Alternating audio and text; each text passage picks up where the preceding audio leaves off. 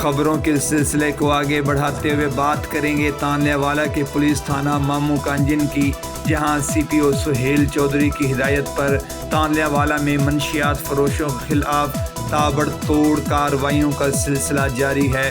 Police थाना मामू कांजन ने खारियां से आए सप्लायर से 3 पैकेट चरस बरामद कर लिए। इस पर रिपोर्ट करेंगे अली हसन साहब। जी, तांल्यावाला के थाना मामू कांजन की पुलिस ने खारियां के रिहायशी मंशियात फरोश से 3 किलो चरस बरामद कर ली। एएसआई उमर अयात ने मिनी सैराब गोट 511 गाबे में चरस सप्लाई करने के लिए आने वाले मुलजिम इशफाक मलिक को पकड़कर उससे 3 अलग अलग पैकेट्स में 2879 ग्राम चरस बरामद करके मुकदमा दर्ज करने के बाद मुलजिम को हवालात में बंद कर दिया। जी।